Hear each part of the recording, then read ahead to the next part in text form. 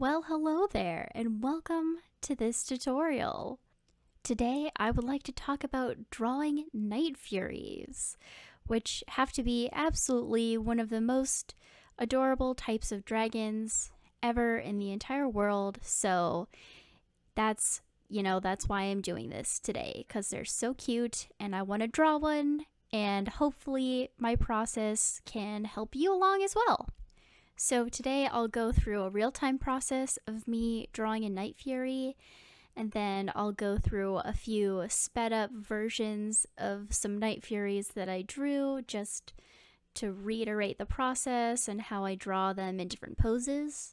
And then last, I'm going to show you how I personally alter Night Fury anatomy to my own specific whims, because it's art and we get to customize things. And yeah, I'll show you that too. So if that sounds interesting, let's continue.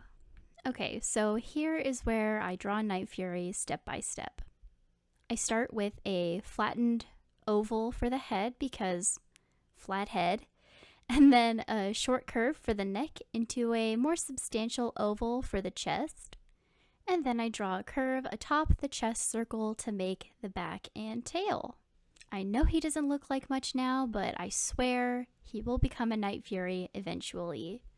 So now we get into the more Night Fury specific aspects of this dragon. Night Furies have pretty thick necks and deep chests.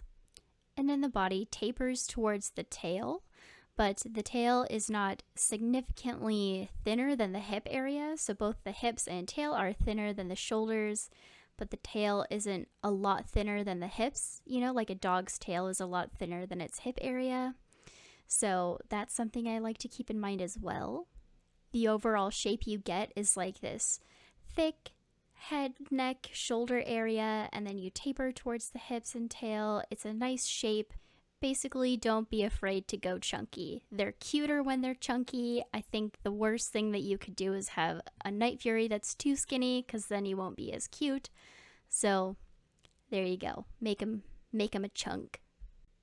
Now, as I'm just shifting the head around, I would like to note that the Night Fury also has a quite short neck compared to a lot of the dragons you'll see. Again, I think this helps him look cuter and potentially more powerful. Anyway, short, thick neck, Night Fury. Makes sense.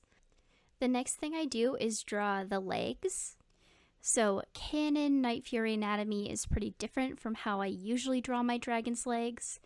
Night Fury legs just kind of bud off the body, and in a way that reminds me of like a leopard gecko or an axolotl. It's very cute, and it's nice and easy because you don't have to think a ton about musculature. They just kind of stick off the body. Another thing to note is the bottom of the leg is significantly thicker than the top of the leg. Kind of makes the Night Fury look like he's wearing boots, and it's, reminiscent of the Viking design because they all have kind of thick boots on and the dragons match. It's pretty cute shape language, I think. So yeah, give your Night Fury some nice thick bottom of the leg area. And then my next step before I do anything else is to kind of clean up a little bit. I like to clean up while I'm drawing the dragon so that I can see my lines better, see the proportions better, and then I'll change them as I go before I start adding details. I think that's kind of important because if I start adding details and then I want to change stuff, it's a little bit harder and I have to erase and redraw more, so that's why I do it now rather than later.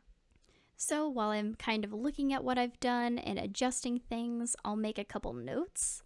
Night Fury toes are just claws that kind of bud off of the leg, kind of almost like the leg buds off of the body. Alright, so the next thing I do is work on the head. I do have a dragon head tutorial somewhere on my channel that gives kind of a more in-depth and close-up look at how I would draw a Night Fury head. And there we go, drawing Ash has caught up to voiceover Ash, and I'm drawing the head. So the next thing that I work on is the wings. I do have a confession to make, and that is I made a mistake with this Night Fury in that I only gave him 4 fingers on each wing. I looked back at some Toothless pictures and I counted while I was browsing Pinterest that Toothless has 6 fingers on each wing, so that's a thing to remember. So another thing I noticed is that, like a bird, the shoulder to elbow and elbow to wrist are about equal in length and much shorter than wrist to fingertip in the Night Fury wings. And I've known for a long time that Night Fury wings very much remind me of bird wings more than bat wings, and I think this is why. So a bat wing actually has a pretty long forearm, but a bird wing doesn't. You don't even know how many references I went through on Pinterest of dragon, bird, bat, dragon, bat, bird. I just don't like it when dragon anatomy stumps me. Anyway, I start out with this Night Fury making the shoulder to elbow and elbow to wrist way too long, and it takes a bit, but I do fix it in the end so it looks better. But yeah, I was looking at references on Pinterest, and I think that the key proportions are that the shoulder to wrist is about half or less than half of the full length of the wing, and then the wrist to the fingertip is half or more than half of the length of the full wing. So yeah, I was looking at all these references. I'm like, why does my wing not really look right? And I think that is why. So there you go. Now you know that. Another thing I noticed more from the movies than anything that I saw on Pinterest is that the fingers are quite flexible, especially at the tip of the wing. So while Toothless is flying, you see the tip of his wings go up slightly, which reminds me of what bird feathers do at the tip of their wings. So it's just an interesting thought for potential poses that you want your dragon to be in, that the tips of their wings are pretty flexible. My brain always likes to think of anatomy when it comes to stuff like that, so to remember that, I think like, okay, maybe the fingers of the wing are made out of cartilage rather than bone, and that's just me being a nerd though. You don't really need to know that.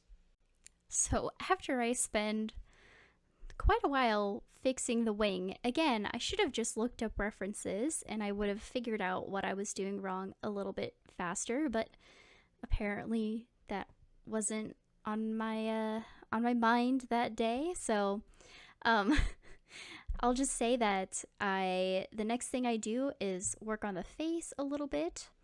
And again, I have a dragon head tutorial with like a Night Fury at the end of it, but overall, big eyes, small nose and mouth, make them cute, and there you go, that's a Night Fury face. And then the last couple of things are the extra fins at the base of the Night Fury's tail, which remind me of a bird tail actually. And then of course we can't forget the fins at the very end of the tail. Sorry, I sped up this section because it really did take me way too much time, but hopefully you can still follow it.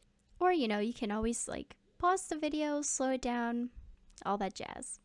So we're rapidly approaching the part of the video where I go on to draw more Night Furies in a bunch of different poses, which I think personally is really fun. And while I do that, going through different Night Fury poses, I'm just going to talk about a few points of Night Fury anatomy that I think are important to making them look like Night Furies. So take one last good look at this guy and moving on. Okay, so one big thing that I've noticed overall is that Night Furies in the How to Train Your Dragon movies, and actually most of the dragons in those movies, don't have a ton of muscle tone. And this is something that makes them really cute, and it also makes them relatively easy to draw.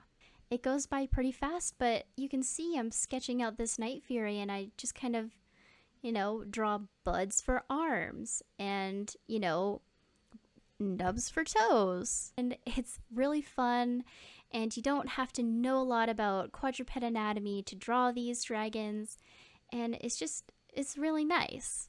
That is one thing that I personally change when I, do my thing where I change the Night Fury into an Ash style Night Fury, which you'll see in a sec. It does go by fast, but I really enjoy drawing musculature actually. I mean, I always have to use references, but I find it a fun challenge. So, a Canon Night Fury is easy, it's cute, it's something that's nice to draw, but my version of a Night Fury is, a fun challenge for me personally. Although, if you would like to take the challenge of drawing a Night Fury like I draw a Night Fury, go ahead, because obviously I think that it's a fun way to draw them. Or if you would just like to draw a Night Fury however the heck you want to draw a Night Fury, then that's awesome and you should do it. In any case, if you end up drawing a Night Fury because of this video, either in your style, the Canon style, in my style, you can totally tag me on Instagram. I'll leave my link somewhere, probably, and we can have a great time talking about Night Furies. So this is my process. My Night Fury is quite a bit taller than the Canon Night Fury. She is also more muscular than the Canon Night Fury and less cute, but still Night Fury. I definitely wanted to keep the head the same, and obviously the coloring and the emphasis that Night Furies are fast and agile flyers, so I gave her large wings and the tail fins, and then that's it. I did end up coloring her, and this is how she turned out. Again, I'd love to see anyone's Night Furies. If you end up drawing one on Instagram, that's my main social media. And with that, I really hope this tutorial helped anybody. I'd like to thank you for watching, and I'll see you around.